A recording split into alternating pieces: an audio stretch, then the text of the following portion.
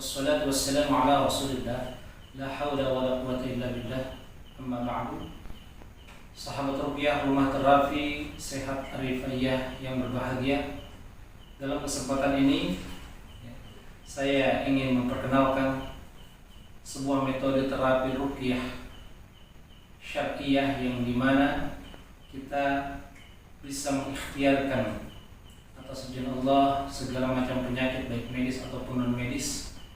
Silakan bagi yang ada keluhan atau apapun, kalau ingin berlangganan di channel YouTube kami atau di akun-akun medsos kami, silakan diikuti.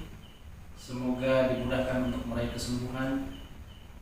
Apapun yang kita ikhtiarkan, selama itu tidak bertentangan dengan hukum syar'i, agar Allah ridho, bukan hanya kesembuhan, tapi juga kita meraih pahala atas kesabaran ujian dari setiap permasalahan yang kita hadapi. Amin ya Allah ya Rabbal Alamin. Sahabat Ruqyah Rumah Terapi Arifiyah, dalam kesempatan ini saya ingin memperkenalkan ruqyah syariah itu adalah sebuah metode yang mana ini telah dicontohkan oleh baginda Nabi Muhammad SAW tatkala baginda Nabi Muhammad SAW terkena sihir oleh siapa? Oleh Labid bin Aqsam. Ketika itu malaikat Jibril meruqyah Nabi Muhammad SAW. Jadi oleh karenanya ruqyah ini dibolehkan sahabat semua selama tidak bertentangan dengan hukum syar'i. Dalam hadis riwayat Abu Daud, Rasulullah SAW bersabda, "La ba'sa birruqa ma lam takun syirkan." Tidak mengapa menggunakan ruqyah selama tidak mengandung kesyirikan. Adapun syarat dan ciri dalam melaksanakan ruqyah syariah ada beberapa tahapan. Jadi di awal saya ingin menjelaskan, kita tidak perlu takut, kita tidak perlu tabu dengan metode ruqyah syariah ini. Tidak usah takut dengan gejala yang ditimbulkan, karena ruqyah yang sesuai dengan syar'i tidak menimbulkan efek apapun. Yakinlah bahwa justru efeknya itu menenangkan. Ya. Karena apa? Jaminan Allah, ala bidzikrillahi tatma'innul qulub. Hanya dengan mengingat Allah hati menjadi tenang. Insyaallah. Baiklah, terus ikuti pemaparan yang ingin saya sampaikan. Sahabat Ruqyah Rumah Terapi Arifiyah. Dasar ruqyah yang pertama, yaitu syaratnya adalah berdasarkan ketauhidan dan keikhlasan. Tidak hanya mengejar materi finansial semata. Kenapa demikian? Karena itu tadi, niat kita adalah khairun nas anfa'uhum linnas. Sebaik-baik manusia adalah manusia yang bermanfaat untuk manusia yang lainnya. Yang kedua, pasien tidak bergantung kepada peruqyah, karena hakiki atau sejatinya kesembuhan hanyalah milik Allah semata. Yang ketiga, bacaan dari peruqyah itu wajib berasal dari ayat Al-Quran dan doa-doa yang dicontohkan oleh Rasulullah SAW. Karena apa?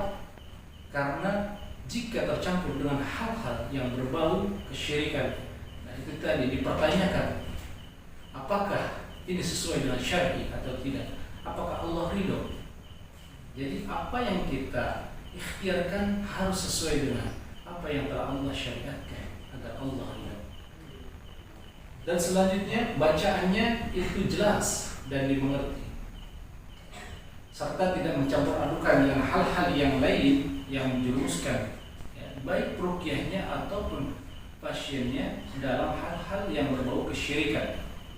Jangan pernah takut dengan hal-hal yang berbau gangguan-gangguan ataupun keluhan yang berhubungan dengan jin. Karena apa? Kita jauh lebih mulia daripada makhluk jin. Yakinlah, kemenangan dengan gangguan apapun insya Allah kita raih. Yakin, kuncinya yakin dan beriman pada Allah Subhanahu wa ta'ala. Jangan pernah melanggar syariat. yang menjerumuskan kepada kesyirikan.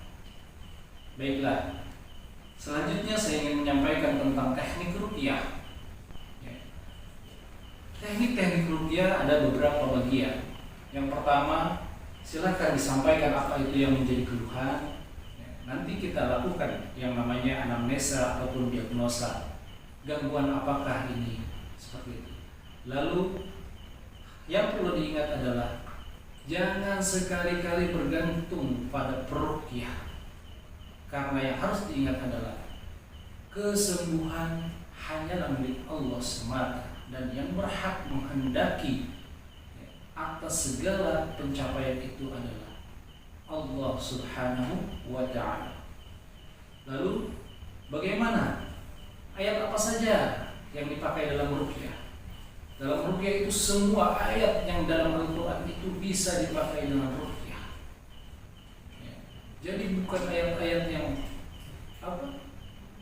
hal-hal pilihan, apalagi dicampur dengan jampi-jampi yang tidak jelas, atau ada istilah itu dengan jam jawaban atau apa. Sebisa mungkin kita hindarkan. Lalu keuntungan apa saja atau manfaat apa saja yang dihasilkan saat selesai dengan ruqyah? Gak perlu panik dengan segala macam gangguan. Tetap tenang. Sekali lagi, ikhtiarkan sesuai syariat agar Allah ridha. Barakallahu fiik. Semoga Allah melindungi kita semua. Wassalamualaikum warahmatullahi wabarakatuh.